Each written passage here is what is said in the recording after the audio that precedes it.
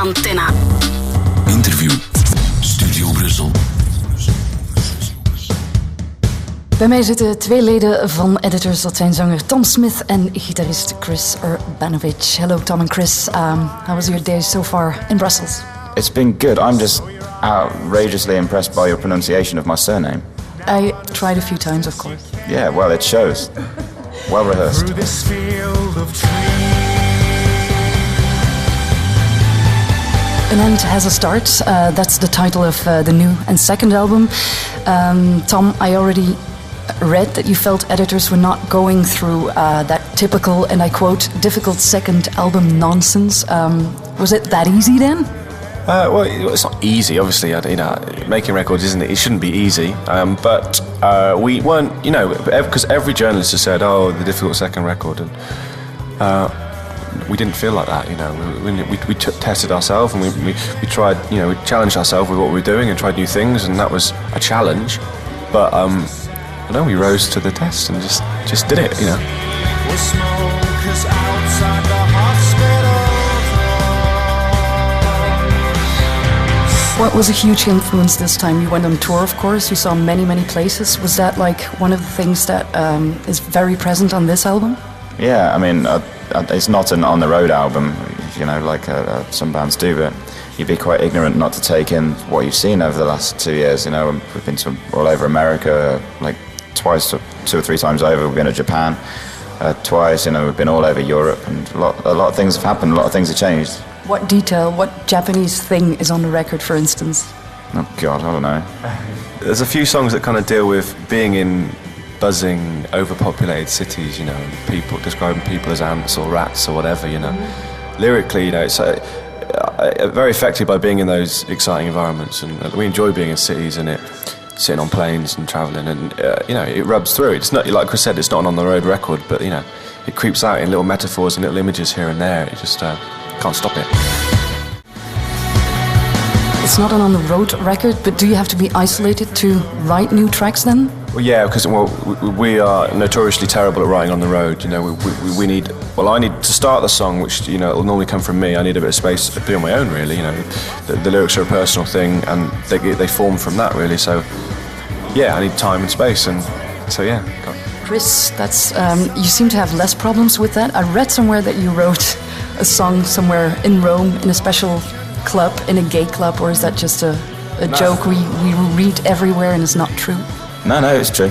Well, I wrote the guitar riff we were playing this venue that puts on gay nights, basically, and it was a bit of a strange, odd place to be. But we were going to do a new song in soundcheck, so I had to listen to it and see if anything would come out of it, and the riff to Bones came out of it. And we rehearsed in soundcheck, didn't we, for the first time then? And it turned out quite nice. An End Has a Start. The title alone doesn't predict a cheery record. We weren't expecting a really cheery record anyway, but the title reflects positivity too. Was it meant that most of the songs contain that kind of duality?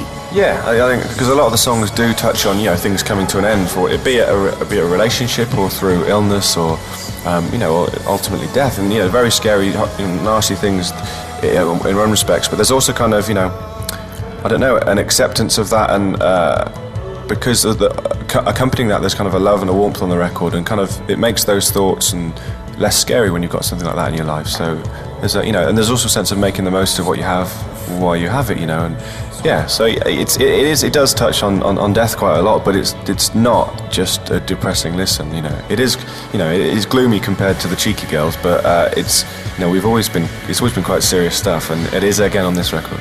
Is it very important for you guys that people see the record not only as a sad record, and that it's like that you're not described only as the band that makes really sad, deep songs? Yeah, it does piss you off after a while when you're just constantly labelled as just a gloomy, doom and gloom band, and that's all you are. If you ask anyone that loves our band, like proper fans, our music makes them feel amazing, uplifted. They take comfort in it, and that's an amazing thing. So, for every person that says just off the cuff, gloomy, you can't listen too much to it, because if you were just a gloomy band, we wouldn't be where we are now. The record has been produced by Jackknife Lee. Why did you pick him to work together on this one? We wanted to work with people that are passionate about our music and want to work our music, and he was big time into it. And you know, as much as he's kind of like renowned for having this big sound, he's also not afraid to work with kind of like smaller, cooler acts and stuff like that. I think that kind of attracted us to him as well. Did he teach you something you didn't know already? Yeah, he taught us a lot of stuff, yeah. I mean, you can't like, it nurtures you a little bit as well to sort of like think for yourselves. And, you know, I learned how to play with synths a lot more than I could do before. And, you know, I spent a lonely Saturday night in when everyone else was with their wives and girlfriends. I was drinking Guinness and playing on a Moog. Which is fun too, no? I had a great time, yeah. I was having a brilliant time. I was plugging effects in and all this, yeah. Have we learned? Well, the piano was just very natural. It was there when I was writing the song, so it filtered through, you know. Strings, yeah, we always wanted to try that, and there was a couple of songs that popped up, and it was like, oh, why not? Let's have a go. You know, with the first record, you know, you very much kind of, it's your best 11 songs that you play in a rehearsal room, and you get in a room and you record them, and that's you at that moment in time. But we wanted to try new things and push ourselves, and that meant if the idea of a choir came up, why not give it a go? If it's shit, if it doesn't work, we'll take it off. You know, you can always go back. And strings and piano, acoustic guitars here and there, and some other keyboard sounds that are foreign for people who just know the back room. But you know, it's part of us as a whole now. You know, so yeah. Did you see Anton Corbijn's movie Control already? The movie he made about Ian Curtis? Not yet, no. It's supposed to be very good. I'm interested in it, but no, I haven't seen it. What about the other band you're linked to lots of times too? Interpol, have you heard their new material yet? Yes. And? It's good, yeah, it's good. It's a good record, you know, they're a good band. Sounds nothing like our records, but that's fine, you know. There are certain qualities that we share, and there are similarities, you know, but that's fine, you know. Two bands like that can exist on the world, and it won't end, will it? That's fine. I think we sound a lot like Echo and the Bunnymen. Yeah. But, you know, journalist's job is not to talk about Echo and the Bunnymen because they're not as glamorous as Joy Division. Shame that, really, because they're one of the best bands that have ever lived. What's next for Editors? You're going on an extensive tour again, but what would you like to achieve with this album? Oh, who knows? Who knows? We're just going to take one step at a time, one gig at a time. I feel like I'm England football manager here. You know, just kind of dodging questions left, right and centre. Yeah, we want to win the World Cup.